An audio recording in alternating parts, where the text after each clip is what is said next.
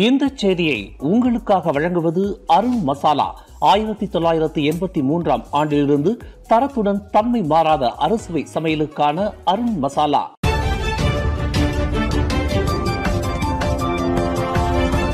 வணக்கம். திசைகளின் ஒரு மணி செய்திகள். PKR தேர்தல் வேட்புமனு தாக்கல் தேதி ஒத்திவைக்கப்பட்டதற்கு ரஃபீசி ரம்லி விடுமுறையில் இருப்பது முக்கிய காரணமா? இன்று மே 3 நடைபெறவிருந்த PKR கட்சியின் உயர்மட்ட தலைவர்களுக்கான தேர்தலின் வேட்புமனு தாக்கல் திடீரென்று ஒத்திவைக்கப்பட்டதற்கு கட்சியின் துணைத் தலைவர் ரஃபீசி ரம்லி விடுமுறையில் இருப்பது முக்கிய காரணமாகும் என்று கூறப்படுவதை தேர்தல் குழு தலைவர் டத்தோசரி டாக்டர் ஜலிஹா முஸ்தபா மறுத்துள்ளார். வேட்புமனு தாக்கல் தேதி ஒத்திவைக்கப்பட்டதற்கும் ரஃபீசி ரம்லி விடுமுறையில் இருப்பதற்கும் அறவே தொடர்பு இல்லை என்று பிரதமர் துறை அமைச்சரான டாக்டர் ஜலிஹா தெளிவுபடுத்தினார். பிரதமர் டத்தோஸ்ரீ அன்வார் இப்ராஹிம் அறிவித்ததைப் போல் ரஃபீசி ரம்லி விடுமுறையில் இருப்பது வழக்கமான ஒன்றாகும் என்பதை டாக்டர் ஜலிஹா விளக்கினார். PKR கட்சியின் தொகுதி தேர்தல்கள் கடந்த ஏப்ரல் மாதம் நடைபெற்று முடிந்துள்ளன. தற்போது கட்சியின் உயர்மட்ட பதவிகளுக்கான தேர்தல் நடைபெறவிருக்கிறது. இந்நிலையில் கட்சியின் துணைத் தலைவரும் பொருளாதார அமைச்சருமான ரஃபீசி ரம்லி திடீரென்று விடுமுறையில் சென்று இருப்பது கட்சி வட்டாரத்தில் பல்வேறு சந்தேகங்களை ஏற்படுத்தி வருகிறது. PKR கட்சியின் துணைத் தலைவர் டத்தோசரி முகமது ரஃபீசி ரம்லி பதவி விலகுவதற்கான தனது நோக்கத்தை வெளிப்படுத்தியுள்ளதாக கூறப்படுகிறது. கடந்த ஏப்ரல் 23 நடைபெற்ற PKR கட்சியின் மத்திய தலைமைத்துவ மன்ற கூட்டத்திற்கு பின்னர் தனது ஆதரவாளர்களுடன் நடைபெற்ற ஒரு சந்திப்பு கூட்டத்தில் பதவி விலகுவதற்கான தனது நோக்கத்தை ரஃபீசி ரம்லி வெளிப்படுத்தியுள்ளார் என்று கூறப்படுகிறது. எனினும் ரஃபீசி தனது அலுவலகத்தை காலி செய்து விட்டதாக கூறப்படுவதை அவருக்கு நெருக்கமான வட்டாரங்கள் மறுத்துள்ளன. அண்மையில் நடைபெற்ற PKR கட்சியின் தொகுதி அளவிலான தேர்தலில் தேர்தல் நடத்தப்பட்ட முறையில் அதிருப்தி கொண்டுள்ள ரஃபீசி தனது பதவியை ராஜினாமா செய்வதற்கான தனது விருப்பத்தை தெரிவித்து இருந்தார் என்று அவரின் தீவிர ஆதரவாளர் ஒருவரை மேற்கோள் காட்டி சீன பத்திரிகை சின்சியூ டெய்லி செய்தி வெளியிட்டுள்ளது. பொருளாதார அமைச்சரான ரஃபீசி தற்போது விடுமுறையில் உள்ளார். வரும் மே 31 வரை அவர் விடுப்பில் இருப்பதாக பிரதமர் டத்தோஸ்ரீ அன்வார் இப்ராஹிம் தெரிவித்துள்ளார். கோழி முட்டைகளுக்கான அரசாங்கத்தின் மானியம் மற்றும் விலை கட்டுப்பாடு அகற்றப்பட்டதைத் தொடர்ந்து முட்டை விலை சராசரி 10 காசு விலை உயரக்கூடும் என்று எதிர்பார்க்கப்படுகிறது. கோழி முட்டை விலை 10 காசு விலை உயர்வு காணக்கூடிய சாத்தியம் உள்ளது என்ற போதிலும் இது முட்டை விநியோகத்தை சீரான நிலைக்கு கொண்டு வந்து அத்தொழில் துறையை வலுப்படுத்தும் என்று கணிக்கப்பட்டுள்ளதாக பிரபல பேரங்காடியான மைடீனின் நிர்வாக இயக்குனர் அமீர் அலி மைடீன் தெரிவித்துள்ளார். இந்த சிறிய விலை உயர்வு முட்டை தொழில் துறையில் ஆரோக்கியமான போட்டா போட்டியை ஏற்படுத்தும் என்று அவர் நம்பிக்கை தெரிவித்தார். கோழி முட்டைகளுக்கு விலை கட்டுப்பாடு இல்லாததால் முட்டைகளில் விலை 10 காசு உயர வாய்ப்பு உள்ளது. ஆனால் முட்டை விநியோகம் பற்றாக்குறை போன்ற பிரச்சினைகள் எழாமல் அந்த தொழில்துறையை நிலை பெற செய்யும் அமீர் அலி மைடீன் குறிப்பிட்டார். புலன் விசாரணைக்கு உதவும் பொருட்டு புத்ராஜயாவில் உள்ள மலேசிய ஊழல் தடுப்பு ஆணையமான SPRM தலைமையகத்திற்கு செல்வதாக கூறி புறப்பட்டு சென்ற பெண் ஒருவர் மர்மமான முறையில் காணாமல் போனது தொடர்பில் புகார் அளிக்கப்பட்டுள்ளது என்று கோலாலம்பூர் போலீஸ் தலைவர் ருஸ்டி முகமது ஈசா உறுதிப்படுத்தினார். கடந்த ஏப்ரல் 9 பிற்பகல் 3 மணியளவில் அந்த பெண்மணி காணப்படவில்லை என்று அந்த பெண்மணியின் வழக்கறிஞர் ஸ்லாங்கூர் ஸ்ரீகம்பாங்கான் போலீஸ் நிலையத்தில் புகார் அளித்து இருப்பதாக ருஸ்டி முகமது ஈசா தெரிவித்தார்.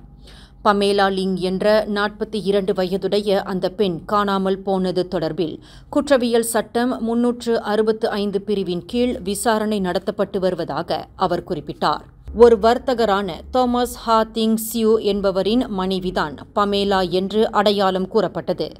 அந்த வர்த்தகர் சபா கூடாட்டில் நில கொள்முதல் சர்ச்சையில் தொடர்பு படுத்தப்பட்டு பேசப்பட்டவர் ஆவார்.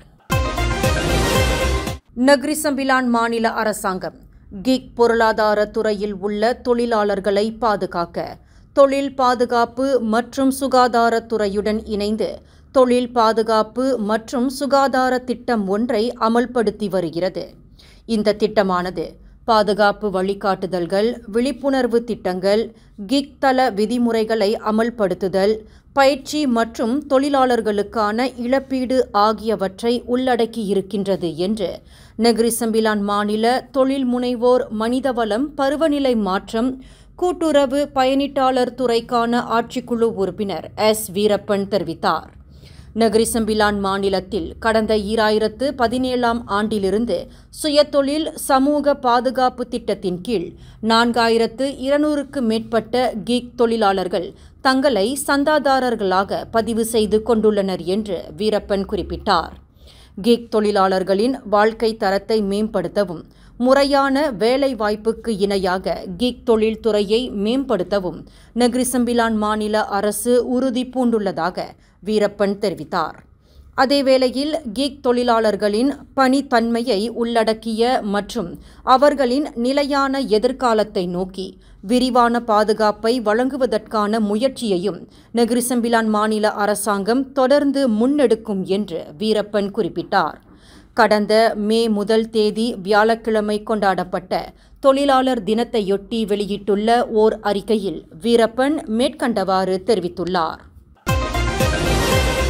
தனது 11 வயது மகனை காய்கறிகள் வெட்டும் கத்தியால் குத்தி கடும் காயம் விளைவித்த ஆசிரியர் ஒருவரை 7 நாட்களுக்கு தடுப்பு காவலில் வைப்பதற்கு போலீசார் நீதிமன்ற ஆணையை பெற்றுள்ளனர்.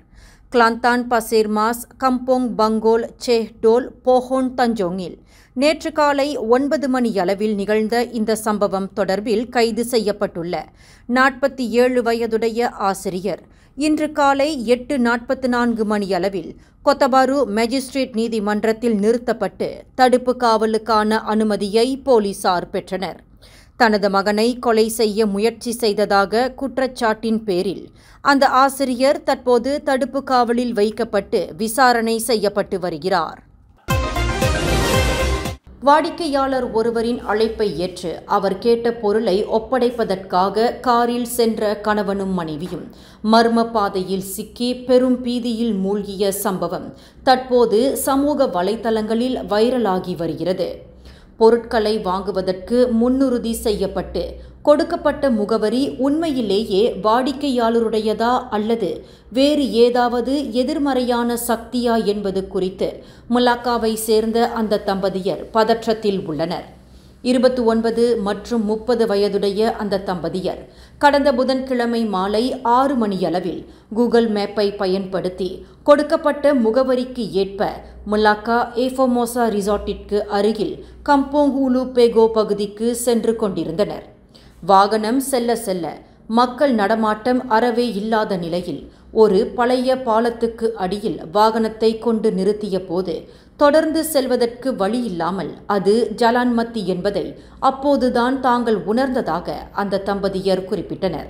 கும்மி இருட்டு சூழ்ந்த நிலையில் அந்த பாதையிலிருந்து விடுபடுவதற்கு தங்கள் காரை திருப்பிய போது காரின் ஒரு பகுதி திடீரென்று புதையுண்டது அந்த தம்பதியரை அதிர்ச்சியிலும் பயத்திலும் ஆழ்த்தியது. கணவனும் மனைவியும் நடுக்காட்டில் கொண்டு வந்து விட்டதை போன்று உணர்ந்த நிலையில் பின்னர் உதவி கோரி தீயணைப்பு மீட்பு படையினருக்கு தொடர்பு கொண்டு தகவலை தெரிவித்துள்ளனர். இரவு 8 மணிக்கு தகவல் பெற்று சம்பவ இடத்திற்கு விரைந்த தீயணைப்பு மீட்பு படையினர் அந்த தம்பதியர் பயத்தினால் நடுங்கிக் கொண்டு இருந்ததை கண்டதாக குறிப்பிட்டனர். அந்த தம்பதியரின் பெரோடுவா கலிசா கார் சுமார் 15 சென்டிமீட்டர் ஆழத்தில் டயர் புதையுண்டு கிடந்தது கண்டுபிடிக்கப்பட்டதாக அலோர்காஜா தீயணைப்பு மீட்பு நிலைய செயலாக்க அதிகாரி முகமது நூர் ஃபவுசால் சம்சுநஹார் தெரிவித்தார். பின்னர் அந்த தம்பதியர் கார் மீட்கப்பட்டு அவ்விரு தம்பதியரும் பாதுகாப்பாக அந்த இடத்திலிருந்து அழைத்து வரப்பட்டதாக முகமது நூர் குறிப்பிட்டுள்ளார். இந்த செய்தியை உங்களுக்காக வழங்கியது அருண் மசாலா. 1983ஆம் ஆண்டிலிருந்து தரத்துடன் தன்மை மாறாத அறுசுவை சமையலுக்கு அருண் மசாலா. மேலும் செய்திகளை தெரிந்து கொள்ள கீழே இருக்கும் பெல் பட்டனை அழுத்துங்கள். உங்கள் மகிழ்ச்சியை வெளிப்படுத்த லைக் மற்றும் ஷேர் செய்யுங்கள். தொடர்ந்து திசைகளோடு இணைந்திருக்க சப்ஸ்கிரைப் செய்யுங்கள்.